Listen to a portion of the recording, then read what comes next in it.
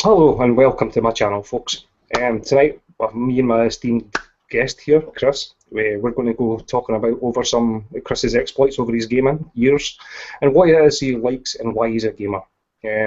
Recently, there's been quite a lot of negativity about, and the idea of these videos is really just to bring us together and to celebrate all the good things that's happened through gaming, through whether it be way in the past or things that are recently going to happen. So, without further ado, I'm going to introduce Chris. Hey, Hey, my man. And so what we're going to talk about with Chris here is we're going to go over Chris's history, and we're going to talk a little about what it was that started him gaming. And obviously, the first question that I'm going to come up and ask Chris is, at what age did you start gaming, Chris? God, I must have been about 7, maybe 8. 7, 8, right? Yeah. And what was your first experience of gaming? It's kind of split. The biggest part of it comes from the Commodore 16. Yeah. However, before I actually got a system, there had been preceding years with arcade games and a little handheld Pac-Man thing that was actually shaped a little bit like Pac-Man. I remember being in what do you call it? Oh, above Yorkshire, a seaside town beginning with S. Oh God, that's gonna bug me. Scarborough.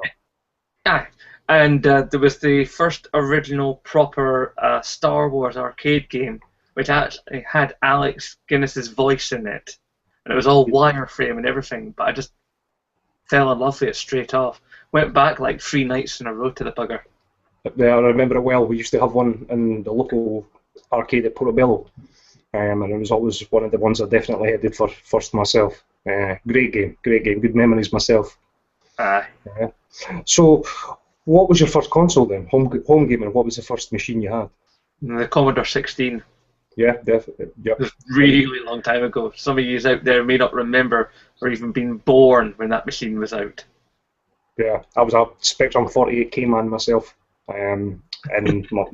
We used to just go around each other's houses. I had the Spectrum, and 2 of my friends had the Commodore. Another one had the Amstrad CPC 464 with the green screen. Woo!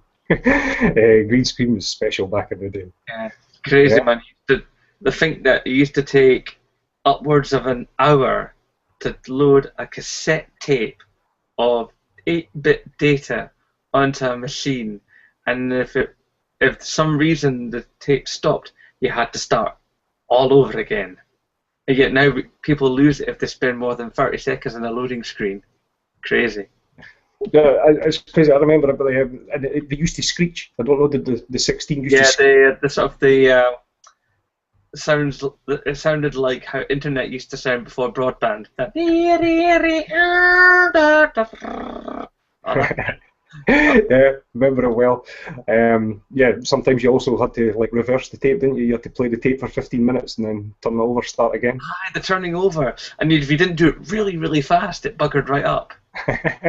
Yeah, totally. Oh, they were good days. Good days. So, what was like your favourite games back in the day? Then, did you have a title that On that specifically got you hooked? It would have been a toss-up between Powerball, Mr. Puniverse, and Kickstart, which was actually a mirroring of the old television show Kickstart. Right. But Powerball was the only game I ever got close to actually finishing, but it had the world's worst finish. You couldn't actually do it because what you had a wee pink ball, and it would bounce, and you could control the level of bounce and the intensity of the bounce. So you could make a bounce really long or really high, or long and high, or whatever. So it was actually, for the time, really controllable, and it was all with the joystick. And what you found was it was to get to the end level. There was a cheat you could do if you killed yourself. Is you shoot the joystick and you waggled it like a bastard, and that brings you back to life. You get another 3 lives again. And I managed to do this to get all the way up to like level 26 or something. And what you had was all these mad obstacles, and right at the very end there was a black tube you would go down that was exactly the same amount of pixels on the TV screen. Remember, this is an old CRT TV, Yeah. 32-inch, big for the time. And I counted the pixels on the ball, and I counted the pixels in the hole, and they were exactly the same. And no matter how many angles I took, no matter how I tried it, and I tried for like about a week and a half, you know, coming at it every day because I was a kid. You know, I was on summer holiday. What else was I going to do? You know, G-Force had gone off there for a week because England had gone off at school holidays. You know, and it's like I just couldn't get this ball in the hole, and I came to the sad but I think very true conclusion that game was technically unbeatable. Yeah. And Mr. Universe was just this mad sort of, you plop in and out of levels and you teleport places and you fall off things, and it was like pre-Tomb Raider, original Tomb Raider, Breaking Bones. Yeah, yeah. It's a game that nobody understood, but I just played it because it was just so mental. Yeah, well, I remember with the joypad waggling. I don't know if you ever remember an old game, Daley Thompson's Decathlon. That was back in the Commodore Spectrum days, where you were like hammering the Do you know what the tip for that was? The tip for that was you got your thumb, got it wrapped in your T-shirt, and you skied it across the buttons, the two buttons that were action buttons, and you skied it really fast. And because it was with the T-shirt, it would actually bump over them and slide across them and make them both activate. That's how you did it in the arcade, anyway. Yeah, we used to reverse our lighters. We used to turn the lighters upside down when we were playing. It was Dreamcast, back in the Dreamcast day. We used to play Sega Athletics 2000, which was a fantastic game. And that was it. It was just like nothing but this constant barrage of noise where people that was back in the days when you could smoke in an arcade, never mind there being arcades. Yes. I remember an old friend of mine, Callum. We were in LA Amusements on Lothian Road. Back in the day when that place was really good, and they just literally, as we were walking, had shipped in 10 minutes before the original Virtua Fighter. Wow. And it had a cigarette slot on the side, like a little metal plate with two little divots for a fag to sit. And he sat at the wrong end, and the fag burned part of the top plate. Oh. And the guy, what are you doing? We were the first two people to play on the machine in Edinburgh. Oh, fantastic. Yeah, I remember it well. There used to be two in Edinburgh, wasn't there? There was one Lothian Road, and I think there was one in George Forth Bridge. Wonderland. I remember that place too well. Yeah. That place was brilliant. Yeah. It was the one that was downstairs. What was it? Yeah, it was Wonderland 1 and Wonderland 2. Yeah. Because that was the first time I ever seen That's where I discovered Mortal Kombat, Ridge Racer, Tekken. Oh, man. Great days. I remember getting flung out of the arcade in Portobello for pulling off Sub-Zero's fatality in Mortal Kombat. That was a hard fatality to do back in the day. It's not hard now. I was a fighting game freak, mate. That's what I lived for. I was the same. I trawled at arcades for fighting games. Back in Sporty, though, I mean, the best one round about that time in the sort of late 80s, early 90s was the X-Men free screen job. Yeah. That was a fantastic game. 4 sets of controllers, 2 or 3 screens networked together, side-scrolling, Double Dragon style X-Men. That's an excellent game. They've actually released that. That's on Xbox Live. You can buy that game. It's the same. I remember that because I always used to go Nightcrawler and teleport about the place. That was a fantastic game. There was also one that was a similar variant. Either Cyclops or Wolverine. Yeah. There was a Simpsons game very similar, wasn't there? Yep, that was a stutter. It worked so well. That got ported a few years ago, I think. I think you can also get it on Steam. I might be right about that. I'm not sure. It was a great game. Okay, we'll forward on a bit here, and I'll ask you a more serious question, maybe. Is what, if anything, has gaming taught you over the years? Ooh, good question. I don't know if it's necessarily taught me any one thing in particular, but what it probably has done is it's sharpened a lot of the. I like to think some of my more positive aspects. I think it's made me more patient. I think it's given me better concentration. It's made me more observant. I mean, so many years hunting for ammo and health packs, you know. I think it's just sharpened me. I don't know if it's taught me anything apart from maybe you can't trust EA and Bethesda will make a beautiful game that glitches. Yes. Yeah, I'm aware of that. It's strange because it's a very tricky question because I'm the same. If anything, I'm probably the opposite from a lot of people. I would say it's actually taught me patience. Because certain games, not all of them, I'm not an achievement hunter at all. However, I will hunt an achievement if I enjoy the game or if it's sort of slightly personal to myself. So it's more goals I'll set. So, for instance, trying to beat a hard fighting game within 10 minutes or something like that. But so many times, not so much now, but back in the day when it was unfair AI, that really taught me a lot of patience. Right, you bugger. Yeah. I will say one thing though. I'm not really what you would call a trophy whore.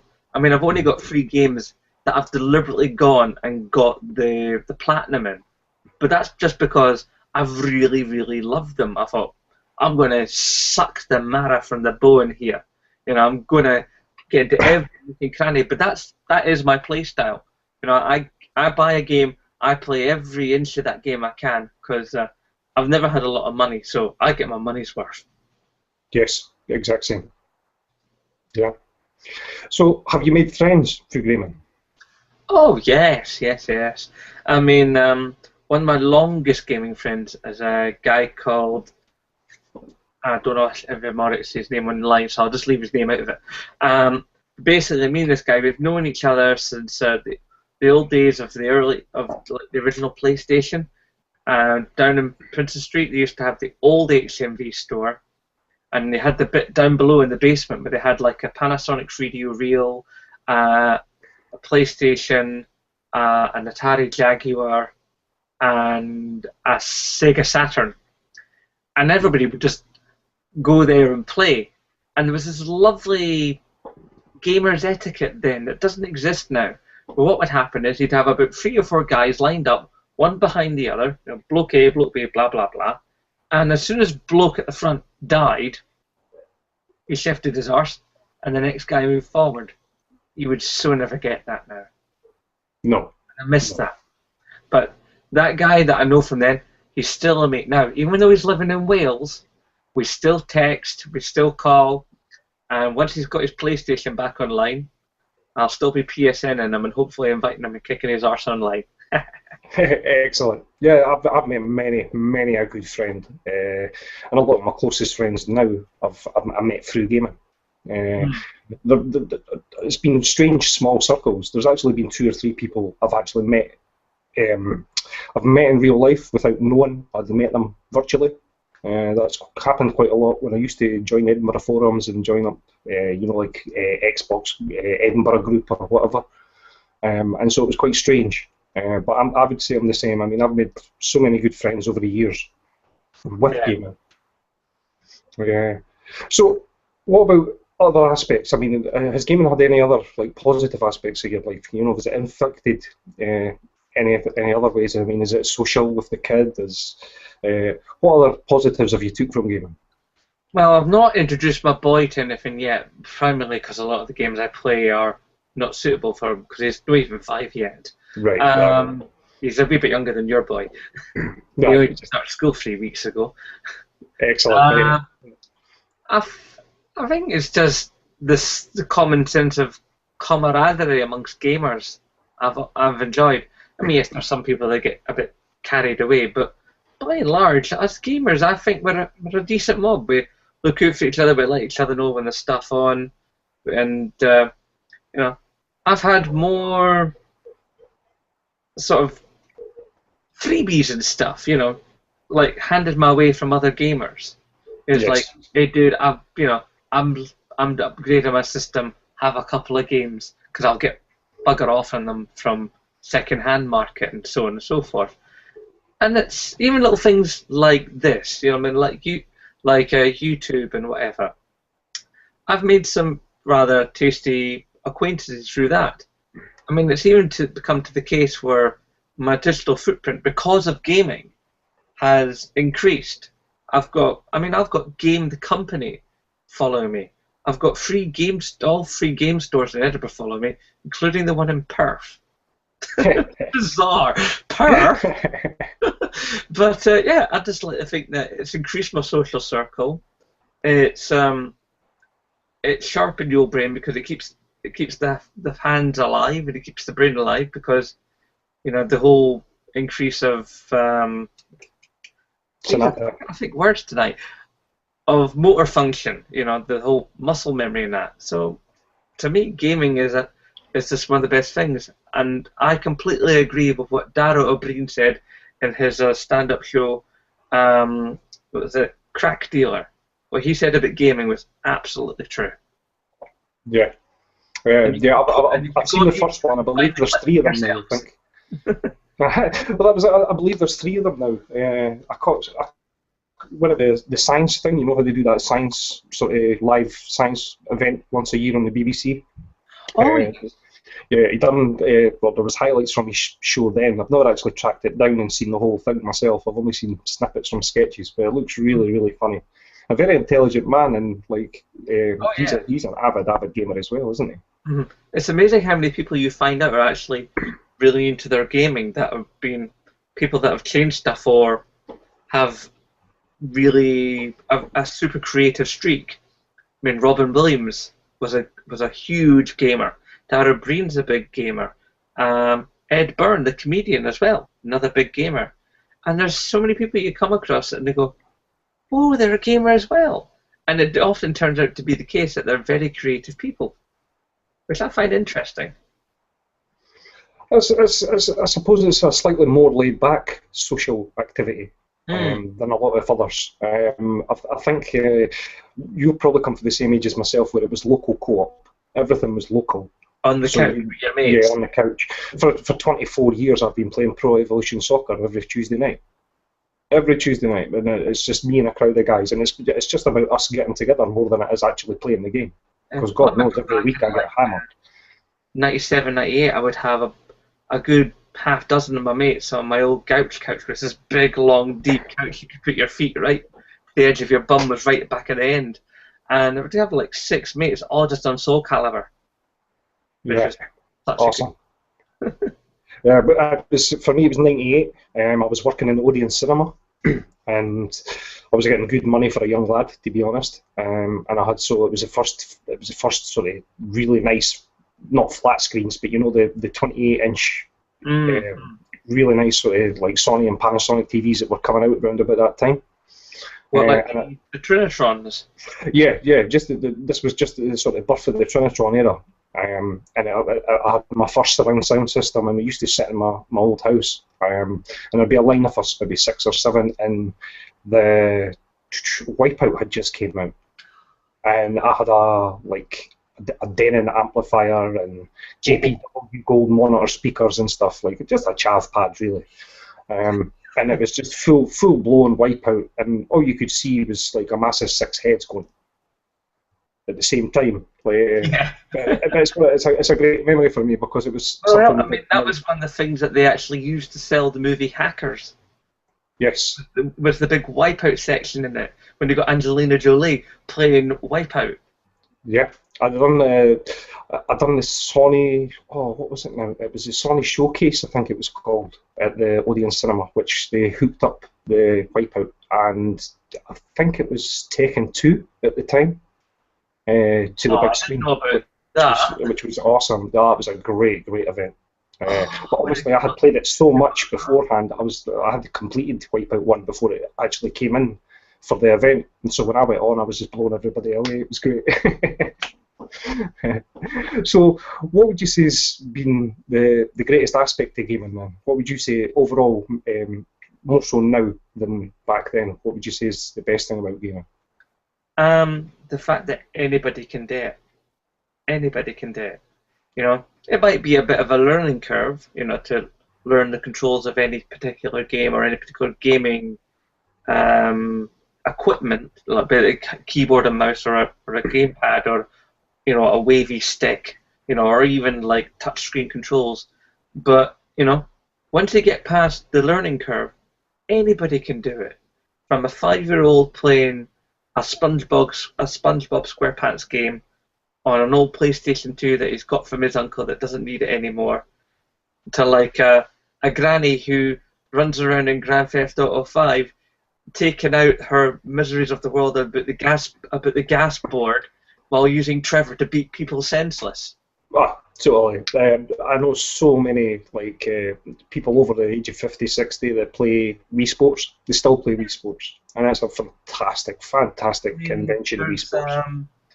There's one of the grandparents of the friend of my son, and he's like in his mid to late 60s, and he builds, and maintains his own PC, which is a gaming PC. Yes. He's a right big PC gamer. And a lovely chap as well. Yeah. So, what is your gaming platform of choice? For me, it's always going to be PlayStation. I mean, right now I'm running a PS4, but I've got a Vita. Yes, I'm one of the few. And I've still got my PS3, and I still get a lot out of it. I mean, with the PlayStation Plus, I'm getting all this free software, some of which I'm still to get around to. But I'm still knocking away on Grand Theft Auto Online. Although, admittedly, I will be getting a PS4 version, and so will most of my clan members in my brother-in-law's clan. The Regulators, check them out; they're a good bloody clan. But yeah, it's sort of I've loved all the PlayStations. I've had all of them first gen. I mean, I'm running a 60 gig PS3 with a 320 drive in it. I stood in line and was first from a PS4. And I've always just liked the way Sony roll. I like how reliable their equipment is. I like the control schemes. I like their vision for what they want from gaming and what they want to give to the gamer. I mean, power and technology aside, although I do love that, I like their vision. It's that simple. That's simple. So, obviously, my next question you've pretty much answered then. So, are you a fanboy? Fanboy. I used to consider myself a fanboy, but I think a fanboy is someone who will defend above all else. And as much as I appreciate Sony's work, I will admit from time to time they've kind of made a tits of things. There have been occasions where they've certainly messed it up, and I'll put my hand up in a minute and go, yep, they're not perfect, they've made some mistakes. A fanboy can't admit that the company that he'll white knight for can make a mistake. Yes. Well, I'm the same. I edge more towards Sony. I would say I'm more universal, just because I'm currently rocking last gen. I have the 3 last gen consoles, and I love games. I follow games more than I do systems. With Sony, I find that the sort of the biggest downfall with Sony can be either things are either super simplistic and fantastic, they just work clear, or sometimes they can be overcomplicated. There doesn't seem to be a medium ground. I don't know. I mean, I can think of a couple of good medium ground games from Sony, especially from Sony-owned studios. I mean, well, sorry, I was talking more about hardware and hardware. The actual software that runs it. No. I should have been clearer there. Sorry. Yeah, that's excellent. So do you play with others, Chris? Do you game socially, or are you mostly a solo gamer? I like a bit of both, to be honest. I'm a complete slag. Sometimes I'll play by myself for hours, and sometimes I like to get stuck in with mates. It's just whatever I can. There's a lot of games that I've played that are single player only, and there's a lot of games I've played that are multiplayer. I mean, I used to adore MAG. I loved MAG. It was a brilliant game, brilliant concept.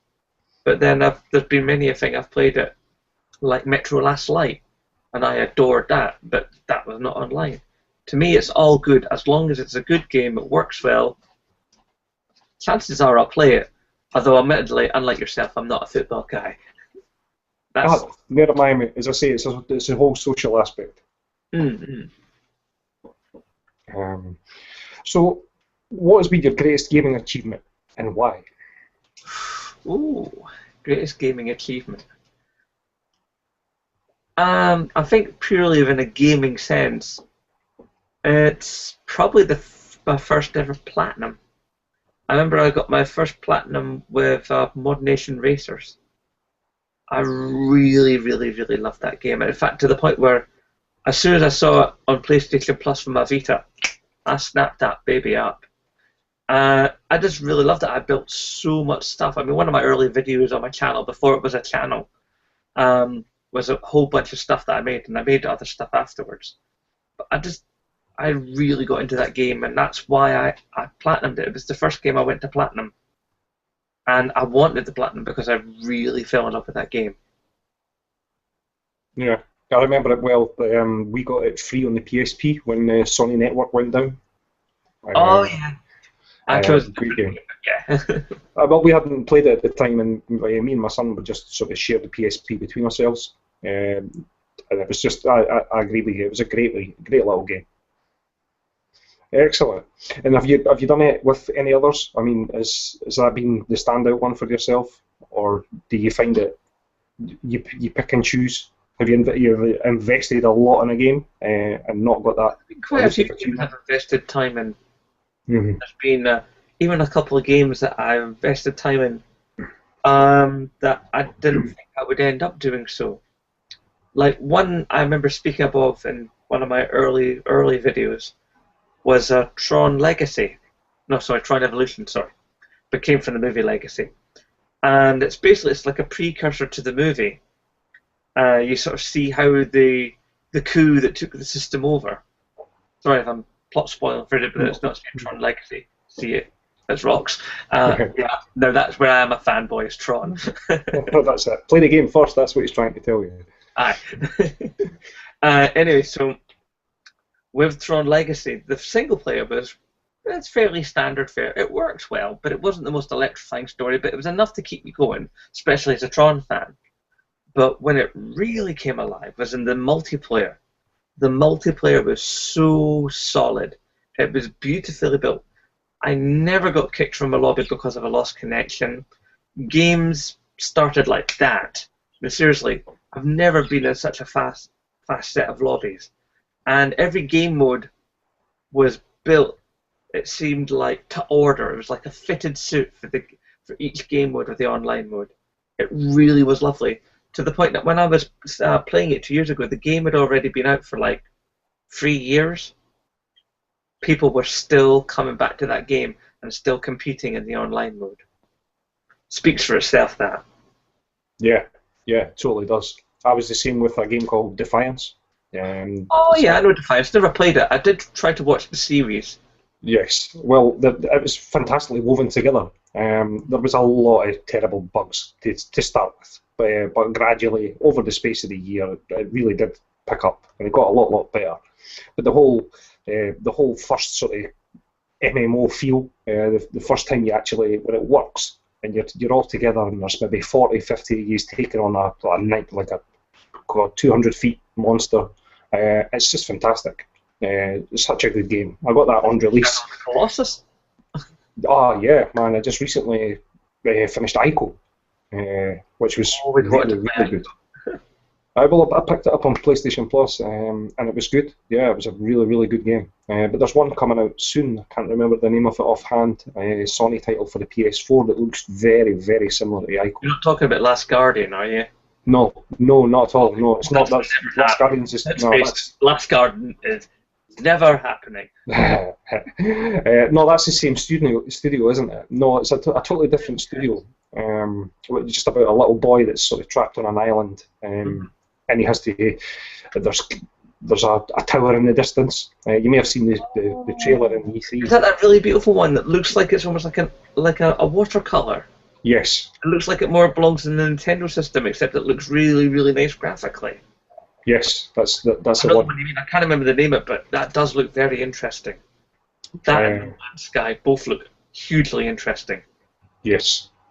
So we'll get back onto games in a little while, but what I was going to ask you now, there's been lots and lots of developers over the years that have just been fantastic. So who would you say has been your favourite? Because obviously Sony's got a really good pedigree. think it wouldn't be fair to pick Sony because they've got a lot of money behind them and they've swallowed up other studios. So it's more of a mishmash bag. I think as a straight up developer, oh boy, it's a toss up really. I'm torn between Ubisoft on one hand and Bethesda on the other. Now Bethesda, they made some interesting games. They've made some very nice technical moves, but they tell incredible stories, but often the technology behind the games leaves lacking. There's always something not quite right. Fallout 3, how you traverse the landscape. Skyrim, buggier than a bed in a hostel. It's like just, but then the storytelling is so captivating. But then you take Ubisoft. Ubisoft, yeah, they do some questionable things. They make some crazy decisions, but some of the games I've played for them, I mean, I really liked Watch Dogs. I've played most of the Assassin's Creeds, and they tell some really clever stories when they actually take their thumb from their arse and get down to the nitty-gritty of developing a game. They do make really lovely stuff, but they can be a little vanilla. So it is a definite toss-up between the two. Yeah, I would agree with Ubisoft in the sense that they have some really cracking titles. Splinter Cell, Pandora Tomorrow. Whenever I hear the words Ubisoft, that's the first title that comes to mind. Yeah.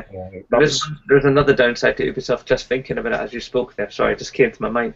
No. Is that Uplay. It's not a great concept. No. I actually think as a developer they're really good. However, yeah. I don't think the support they offer is the best. I'll be polite. Yeah, I'd go with that. They're a bit of a bugger for farming out little bits of DLC over a long period of time. It's like, can I sell this game yet? No. It's like, hell, at the end of the month we're getting the new DLC pack for Watch Dogs, which is the hacker blokey with the dreads, I forget his name. Raymond Kenny, T-Bone. And I'm a season pass holder for that game, and I get it like a week early. It's like, I'm going to be hip deep in Destiny. Think about your timing, Ubisoft. I'm going to be hip deep in Destiny. It's probably going to be months till I get to that bloody DLC pack. You should have given it to me like a month ago. Yeah. A bit more sensible, really, yeah. You're right.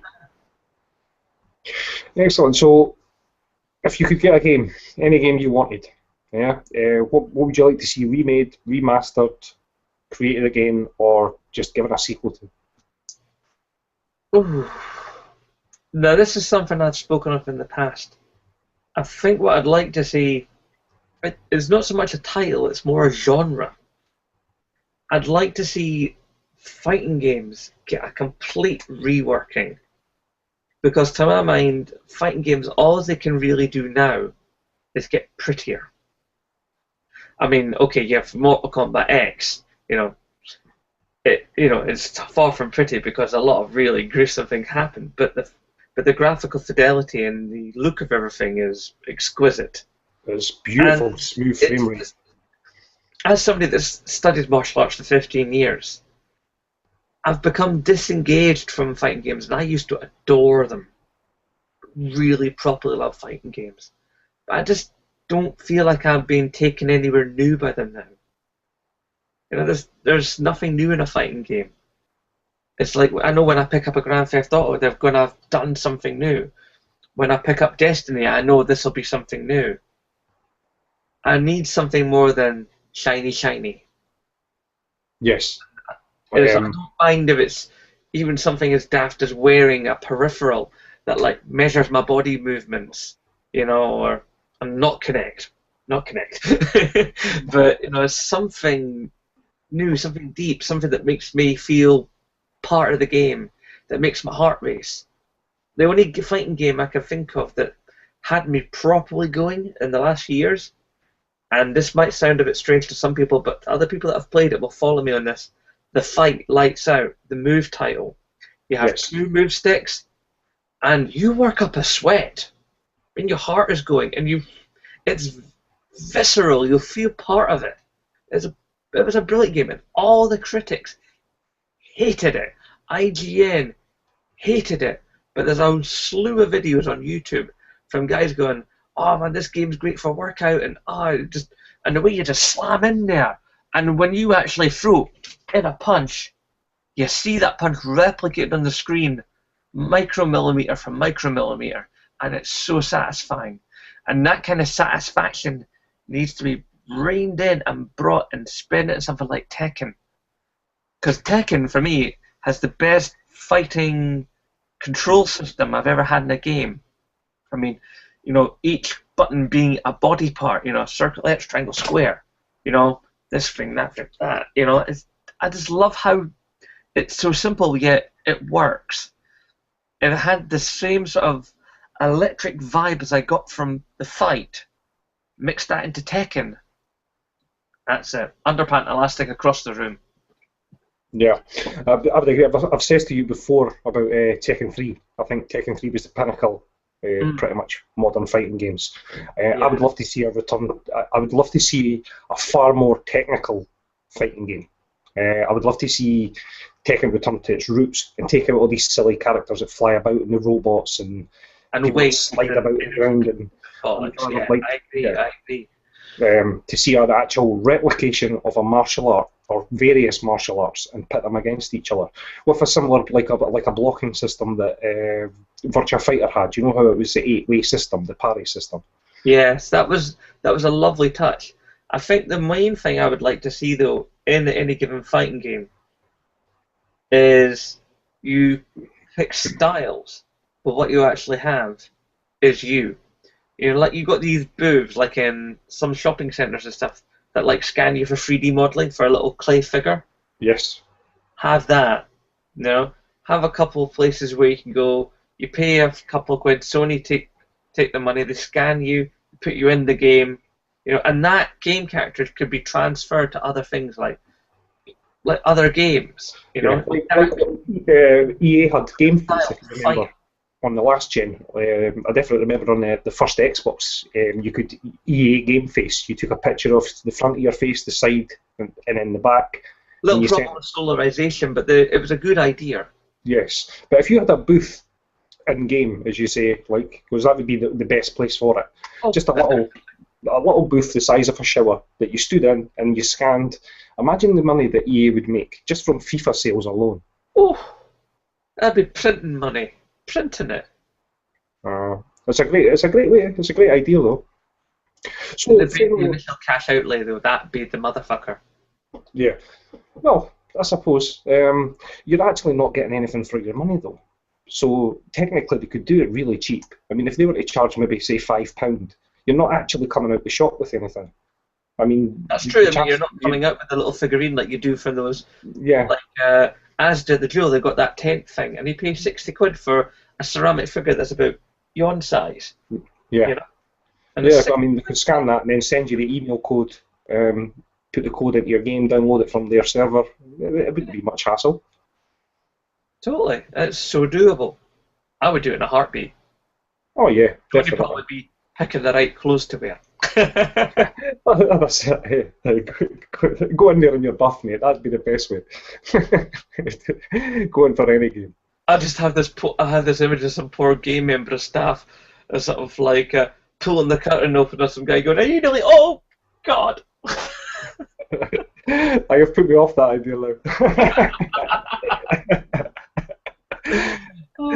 Excellent. So my final, actual gaming specific question to you, mate, is where would you like to see gaming going, mate, in the future? Where would I like to see gaming go? I think I'd like to see gaming in some ways simplified. I think there's, as much as I like the social aspect of gaming and some of the social technologies that have been brought in, I think it needs to be slightly curtailed. But it's become too much. There's too many interactions with social media that detract from the game. I think it would also be one thing I'd like to see happen would be firmware released for all relevant systems that would listen to the timbre of a voice to detect whether or not the person playing the game is old enough to play it. And I think I would just like to see, and this is going to sound awfully idealistic, I know, but I'd like to see people just drop the console war, because it's an issue that you're never going to resolve. Never. You're always going to have people go, well, I think this, and the other guy going, well, I think that, and you've got two diametrically opposed positions that are not going to shift. You've got the rock and the hard place, and that is it. That just needs to either be stopped, or just for everybody to go, well, these dudes think that, these dudes think that, end on. Well, yeah, I would totally agree with you. One of the things I think that could actually help with this, and it's impossible now, but not so much I think as people think about, is cross-platform play. Yeah. A couple of bigger titles, like you said, FIFA, Call of Duty, if they were PS3 and Xbox playing against each other. Yeah, that'll never happen. No, it'll never happen. I mean, it's true what you say though. The console wars, all it does is it drives divide between people, and it puts money in people's pockets. And the crazy thing is, with the console war, is the guys at Sony and the guys at Microsoft, they're actually mates. Yeah. They are actually friendly with each other. They're sort of like, you'll see like, Major Nelson, he'll come out of a hotel room, and bump to show you Yoshida, and the listener go, all right, sure, how's it going? And he'll go, oh, no bother. Well, not I no bother, because he's Japanese, but you get my drift. Hey, no bother.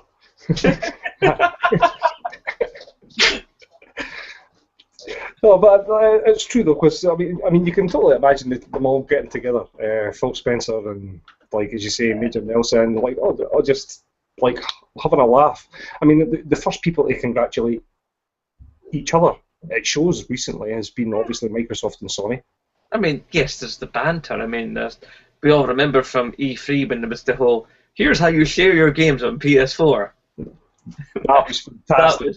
That was beautiful. I love that. I favorited that video.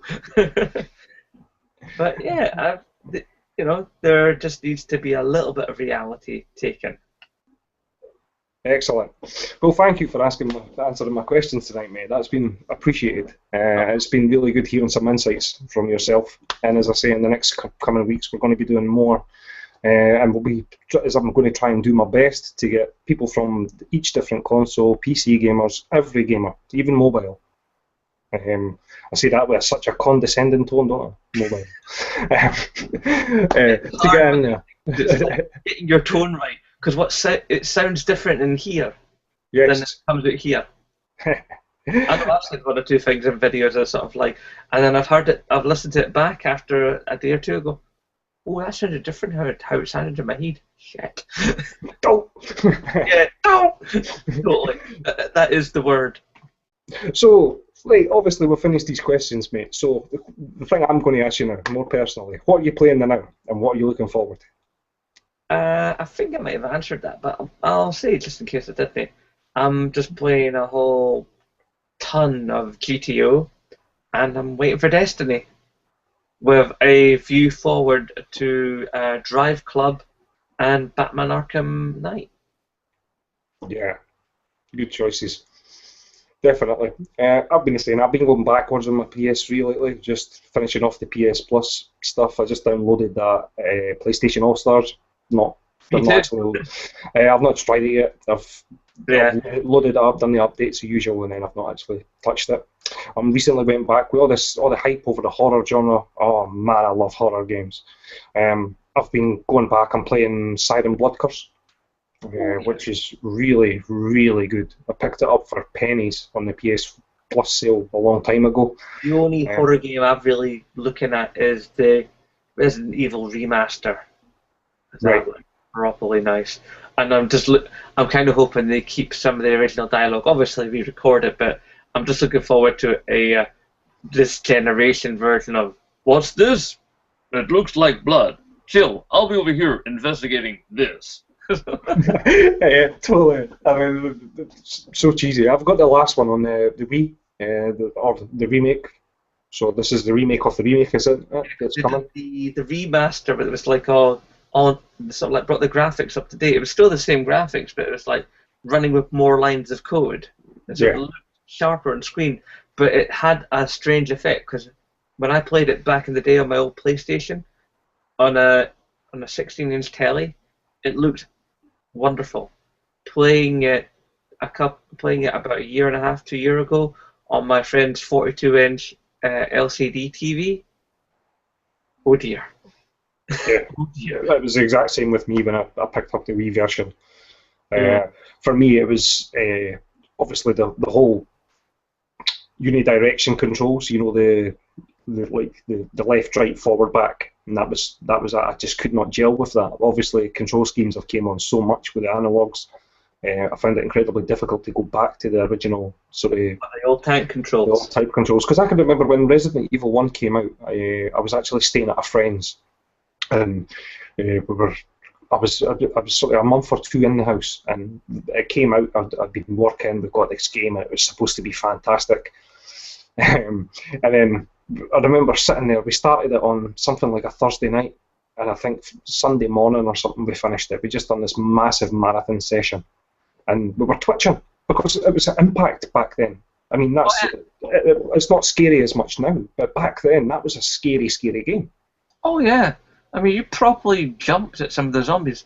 It's so strange to think of it. I mean, when you get into the house and you take Jill up that first set of stairs in that sort of back corridor it's all wood, and there's that zombie who's all dressed in brown with the rotten head. And back in the day, you're like, oh, Jesus. You look at it now, you go, Yeah. it's like just looks so tragic. But I've seen a still of how it looks now, and it took me right back. So, fingers crossed, this might actually be good. Yeah, that were great. One of the biggest jump scares I ever seen was my mate playing Resident Evil 3. The bit after you had controlled with Jill about the police station, you'd search the place, and then you're coming down the stairs at the last sort of section, and then Nemesis comes barging through that wall. Oh, stars. And honestly, my mate flew off that couch, man. I don't think he even went back to the game. He just It's like in Spaced, you know, when you see Brian. He's got the controller like that, and when she comes into the room, he's turned it like that, like a gun.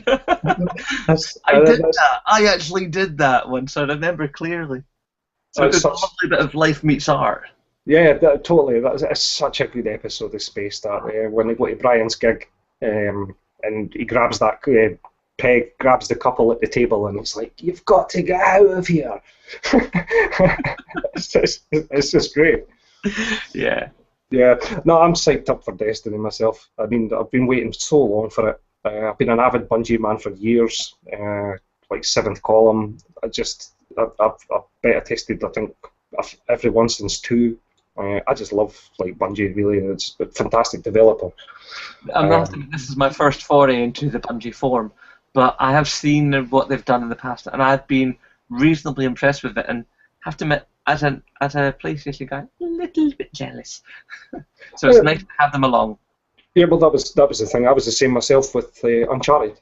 I was seeing it, and mostly seeing it in shops and displays was like, ooh, that looks fantastic, because I love Indiana Jones, and for me it was like, wow, that's just Indiana Jones for now. And I'm actually so glad that came out in game form rather than making some sort of offshoot movie about like Drake. I mean, obviously they've penned in I could live with an Uncharted movie. I really could. I could now, but I think it just would have got lost if I had came out in movie form. Whereas I think nowadays the impact that Naughty Dog have had with that game, and obviously The Last of Us, it's so good. I'm really looking forward to Part 4. Yeah, totally. And there's quite a few actually on the horizon. The Shadow of Mordor. Is it the Middle Earth one? That looks really good. Does look like it's going to be quite successful, because with the recent Hobbit movies and the success of the Rings books and the Rings films, and even all the Rings games that have come out to date, have all had none of them have truly flopped. A couple of them have been a bit meh, but none of them have flopped.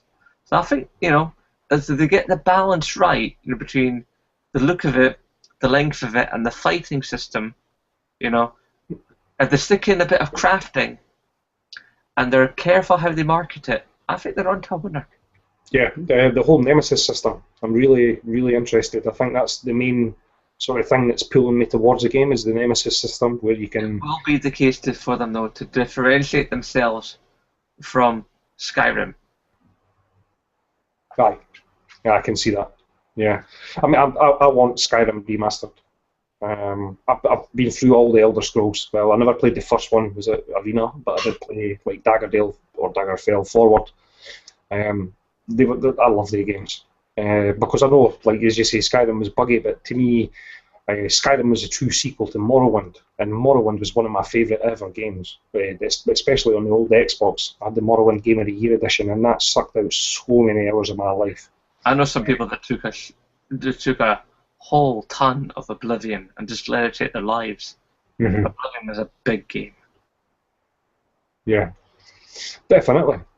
Well, that's that for the night. Thank you very much, Chris, for taking the time to sit and have this chat. I am going to take this moment, of course, to self-promote. Please come to the dwtksw channel. I try to produce an interesting range of topics and videos, and your subscription would be greatly appreciated. Yes, definitely. You can find me Go follow him. on Twitter under Zembloke, and there is a link in my profile page. Profile banner, I should say. Yes, his annotation will be here. And so, excellent. Thank you very much, mate. All the best to you. And excellent doing my first video with yourself, mate. And I'm no doubt I'll get you on for another video in the future. You'll have to teach me how to do this. Oh, of course, man. It's beautiful, beautiful. Excellent, mate. You take care. And everybody, thank you for joining us tonight. We've had a really good time, me and Chris, just blethering away, and there's going to be loads more coming on the horizon. All the best, guys. Take care.